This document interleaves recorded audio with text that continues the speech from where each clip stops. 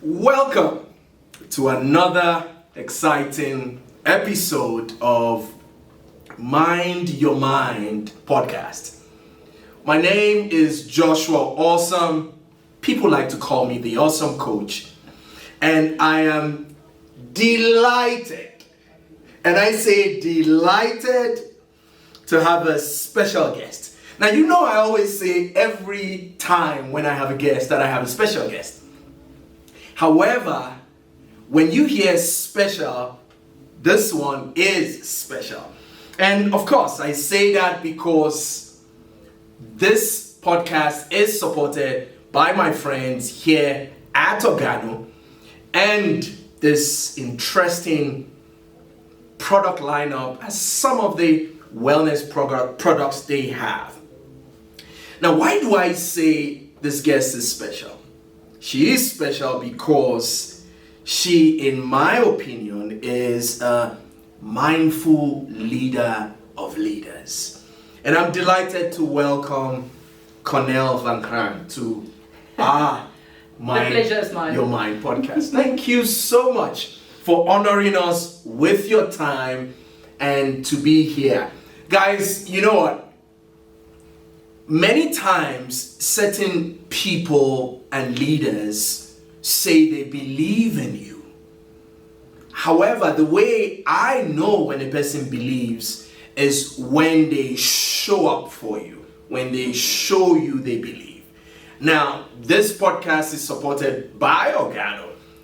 But aside that, our CEO, who is an inspirational leader to me, and even though this wasn't part of the conversation, I was recently doing a research project, and this was being spearheaded by a friend of mine who runs an organization in America, and they were doing a survey in partnership with Yale University, and at some point during that survey, I was asked a question about a leader at work or around one's work that is inspirational. And honestly speaking, I didn't have to think too far.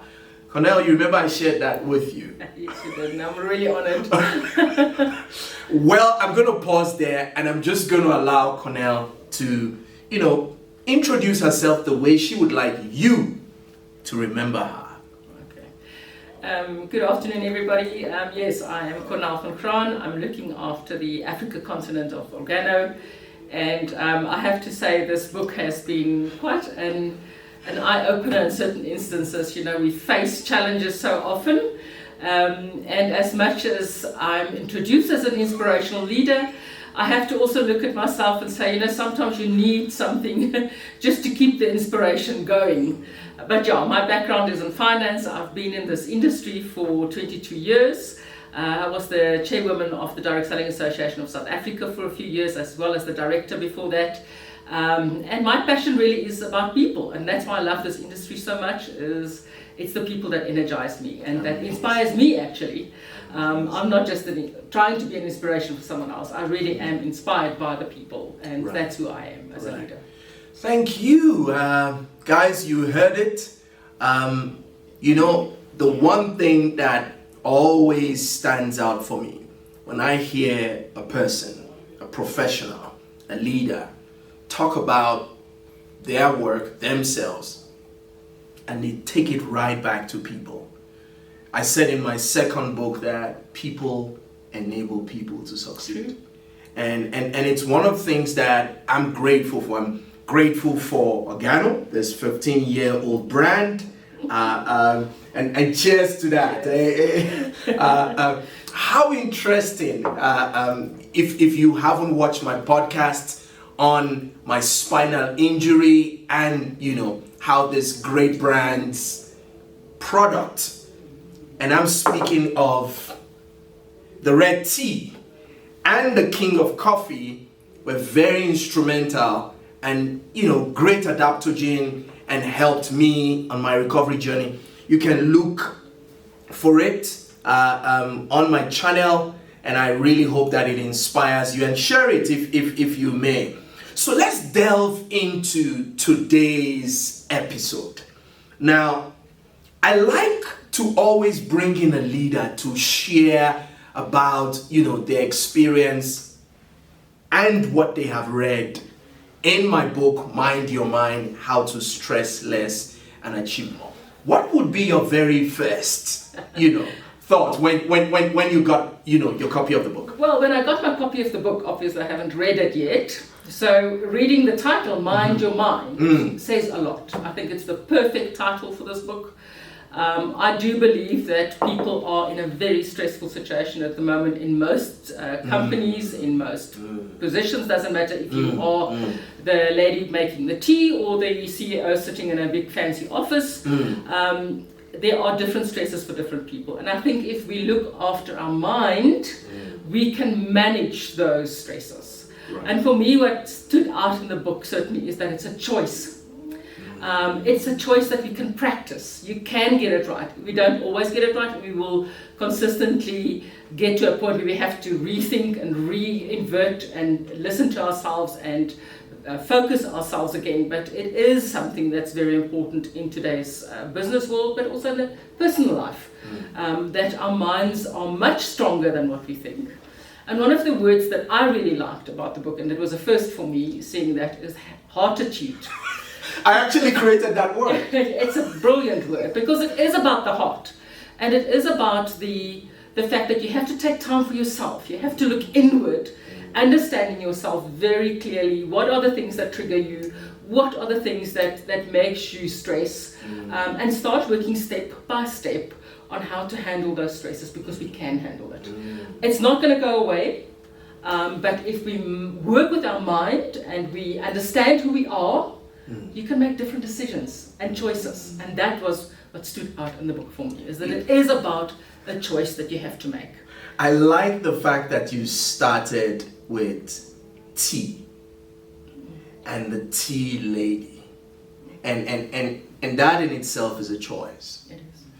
And to recognize the need to self-care. So in a way, Organo's products is helping one to self-care. And you wanted to say something? Yes, I do. I often say, even before I was involved with beverages, that it's very important for any individual to take some time, have a cup of tea under the willow tree. That's my saying. And now we've got the teas and the beverages to help us, and it's got health benefits, as you know. But it is really time. I think it is very important that all individuals need time to reflect. And however you want to do it, what works for you, I just say go and sit under the willow tree with a cup of tea and think about your day. Plan your day. Think about what worked, what didn't work, but reflect so that you can learn from that reflection. And also reflection, I believe, gives us time to project of what we want to do going forward. So that's amazing. You know what you've just said right now is actually a very interesting practice that I encourage people to make a daily habit. So in the book, one of the things that I highlight is breathing beginnings. Yes. And the need for everyone to start with that. So as you talk about, self-reflection, I'm reminded of what I typically do and encourage people to consider doing. Before you shut down and go to bed, reflect on how your day has gone. Because when we do that, what we're actually doing is we're minding our minds. And many times people, rather than sit and reflect, they're worrying about how the day has not gone. But more importantly, what that does is that it helps the mind to relax. And that relaxation helps to prepare it for the next day, rather than burdening you throughout the night. Because many people sometimes lay down on their beds, but they do not rest. Yes, absolutely. And the one thing I like about the book that you also talk about is the fact that when we do not reflect, things build up and it blows up sometimes. But in that reflection, you can sift the things that's not important in your day, that really, in your reflection, realize, okay, this is not going to be, it's not something I should be stressed about. But you can also say, these are the things that maybe I should be looking at. And that is as important for me, is that we get so involved with everything. If we do not make time for that reflection, it's going to build up and build up. And a small thing can become a very big thing, because you get overwhelmed with all the stresses of the day. Where if you reflect, you can sift out the things that's not important. The other thing I liked about the book was the fact that you start your day immediately after your breathing exercise with focus. And I actually did it this morning, where I just said, this is going to be a brilliant day. Even, doesn't matter what I'm going to face, I'm going to make sure that in my mind, this is going to be a brilliant day. And immediately when you face a challenge during the day, you automatically in your subconscious go back, this is going to be a brilliant day. It doesn't matter what I'm faced, I'm not going to allow something that's trivial to upset me, and you actually get through the day quicker. And I really like that about what you mentioned. You know what you're saying reminds me of how I really believe we need to be approaching and looking at ourselves. Our minds are like a garden. True. So it has weeds sometimes and seeds that we have planted. Correct.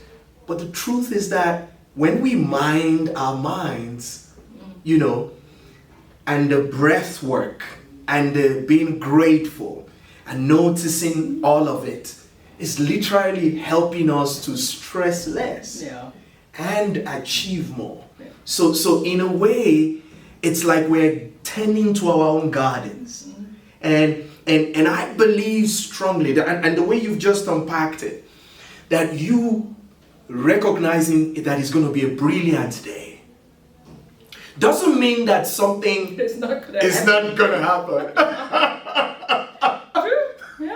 But we're just going to recognize that it's going to be a brilliant day. And I actually put it this way, the word great, get really excited about today. Wonderful. Absolutely love it. So this is going to be a great day. And it's going to end great. Yes, it's going to be a great day. Yeah. But you know one interesting thing, Cornell? It's important to also note that, as much as we want it to be a great day, as much as we have affirmed it, things might not go as we planned. Yeah. But it does not negate the fact that there's greatness tucked in the day. Absolutely. And I think one of the things you are talking about in the book that is extremely important for me personally, that I've practiced, is that gratitude journal. Where you actually write down the things that did go well. When you subconsciously start thinking about, okay, we've had a terrible day today, everything went wrong or didn't go according to your plans. When you start looking at start thinking about, okay, what did go well? Even if it's the rain that we've had in Gauteng today, it's something to be grateful for. The plants, the seeds are going to start growing again. And when you reflect back on that gratitude journal, you often find, okay, actually, the things that I faced today was not that serious. I've had wonderful things in the past, and you look back at that, and it really helps you to just focus on positive thinking. Yes, I'm not saying you should ignore, and you very clearly states it in your book, you shouldn't ignore the negative, because we learn from that. If there's something that you feel you haven't handled well, it's very important that you understand where you believe you've not handled something well, and that you then react going forward from that learning differently. And I think that for me was very strong in your book. And that's why this Mind Your Mind, the title is really brilliant, because it is actually, we look after our bodies, we look after what we eat, we exercise, but we really exercise our brains. And for me, Mind Your Mind is actually the one organ in the brain that's probably the most important in getting through today's stresses. You mentioned COVID. I mean, there's so much that's happening. The economy at the moment, things that we don't have control over. Nothing we can do about that, but we can handle how we react to it. And that's what the book is really brilliant at, is how do we handle the day-to-day stresses? Technology. We've lost the way to communicate. You mentioned it in your book. How do we make sure that we start communicating again? Because we're not communicating properly. And that in itself, in our own communication and our own skills, is depleting because we're not looking after our own communication. Our communication to ourselves. We are so influenced by everything that's around us. I am so excited about what you just brought up. That we forget that there is a person. And that for me is so important, because then only when you are whole as a person can you impact the lives of other people. And we come back to the people. You know, you've just touched something so profound that I'd like to just double click on it, if you may. You spoke about being gadget minded, where we have lost touch with ourselves and communicating. And it reminds me of something very profound that Sapien Labs, and Sapien Labs is a world research organization that pretty much tries to do mental health assessment and research work every year. And their recent research study on the world highlighted that the age that we would now begin to see mental health crisis in kids is age 8. Oh my word. Well, it's scary. It is. It really is scary. It is. And as you talk about, you know, gadgets and all this, it's just reminds me of something I was chatting with, you know, Abe Kiola just recently, and for those who do not know, Abe Kiola is you know, a distinguished leader in Organo, and a man I personally salute, respect, and appreciate. And I was having a conversation with him recently about how I feel many people are losing touch with connecting. And here's what I said to him. I said, when a person wakes up in the morning and the first thing they do is to pick up their device and they want to start checking the messages, what they are indirectly saying to themselves is that everybody else is more important and I should meet with them first before I meet with myself. Absolutely right. It's very, very good observation. You're right. Because what do? We have our phones in front of our beds, and the first thing you want to do is connect no, not that kind of connection. You need to connect with yourself first. I think technology is something that going forward we will really have to work very hard to use optimally, but also be very careful that it doesn't take over our lives. Because we forget who we are. We really do. You don't think about things. If you look at the children, I mean, some of these children don't know how to page a book, because they page on the phone. So they're so used to paging on the phone. And for me, I'm saying, wow, you know, that's... and you know what you just did right now? Just flip the page. Every time we do that, and that's why I actually made an opportunity for everyone to be able to go into the book and make... And I see you already making some notes there. Yes, I do. And this is very important. Why? Because as you touch it and you ink your thoughts. Yes. It's that using all your senses to actually... Yes. Yeah. Because it's connected to the brain. As we page... The eyes, the touch. The eyes, the touch. Writing. Yes. And that's why it leaves some room for notes. You're able to journal. It's like you're taking your journey into the book. Yeah. And the journey you are experiencing from your mind and into the book, and you're documenting it, and it's part of your own journey, and it's something beautiful that we need to get back to, where we ink our thoughts, where we are able to experience heartitude, a fusion of heart and attitude. Absolutely. I love that word. I absolutely love that word. It's really, it's who we are. You cannot separate your mind from your heart. It's the reaction, it's the mind that's going to create the choice that you make. That's why it's for me so important that we tend our mind. And I love the book. That was really brilliant to read. The much. stories that you tell in there about people are fantastic. The one very close story was, I have a foster child, and there's no problem with her mental brain, but she is behind her age group. And we've really struggled with that because we have to put a lot more work in to get her at the pace where her peers are. And it was so wonderful to say, but what are the positive things here for her? You know, she might not be the same from that level, but she is doing brilliantly in other things in the book. And you use that as your parenting skills. How do you use a child that's mentally disabled and still learn from that experience and grow through that experience? So wow.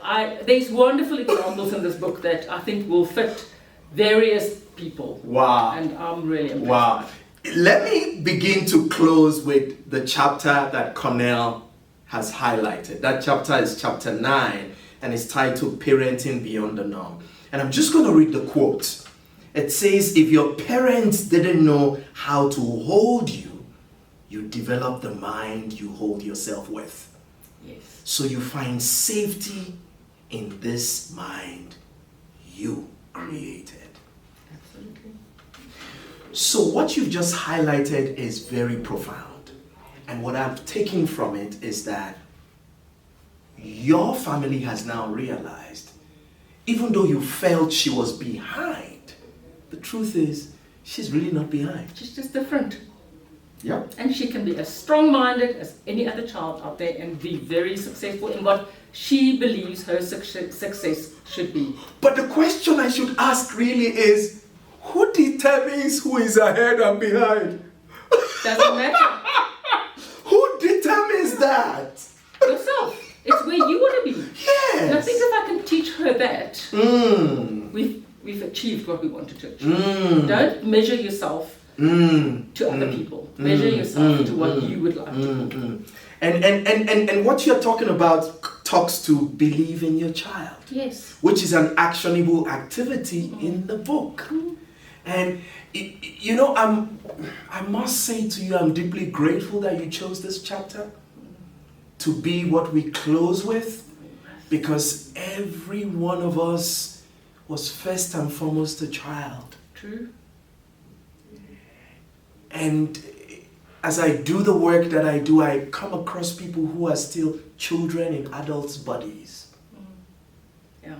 And you need to allow yourself to grow. Otherwise, you will not flourish and flower as you are designed to be. True. And it's in every one of us. It is inside every one of us. I'm so grateful. Well, I'm grateful. I'm going to go through that book again. And then you'll see I do make notes, and I like to go back in my books to my notes, because when I've written something, I know I can reflect back on it very quickly. So yeah, it was wonderful to have an honor to read your book. Thank you very much. I am so honored. And it's certainly for me, that's been in business for so many years, it's a wonderful reminder of what we really and truly should be doing as individuals, but also at the office. And I think for me it is about also understanding that in the people that are working in the office, because I'm not an individual. You know, this office is only as strong as the people that work here, and each of us have our own individual needs, and it's understanding that that's important. Wow. And on that note, I would like to begin to come to the end of our conversation with you. If there was one thing you wish you could leave with those who would watch this, what would that be? Don't miss out on buying this book. It will help you. And I'm serious about this. Mind the Mind is so important. I think we all have the inner ability to actually change the way we think, to change the way we act, and strengthen who we are and where we want to be. That book is it's a thin book. It's not a very thick book for people who want to know, so it's not overwhelming with so much information. But I really think this book is going to be something that you can carry in your handbag if you have to, and go to your notes. You can see I make little comments and little places where I want to go reflect back on. For me, Mind the Mind is what's going to make a difference in the world, because we have to mind who we are here, because this drives so many of our decisions. And it's the decisions that we make that drives the outcomes of what we achieve. And for me, this is great. Indeed, it is the decisions we make that drives the outcomes that we see, the outcomes that we experience, and the outcomes that we bring to the world. True. I hope we have brought something to your world that will help you mind your mind. And I'm deeply humbled, grateful for this great woman and this brand, Organo, for helping us to be able to continue what I call Mind Your Mind Challenge. The truth is, while you drink tea, there's a healthier brand to consider. And you will see the link in my in the lower part of my channel, and you can actually find out how you can also switch to this great brand that has been around for 15 years and truly has been bringing the treasures of the earth to the world. My name is Joshua Awesome. Many call me Awesome Coach. Until next time when I come your way with another Mind Your Mind podcast. Remember, for you to have a beautiful life and a beautiful brain, it has to begin by minding your mind. Bye for now. Thank you. Bye-bye. Okay.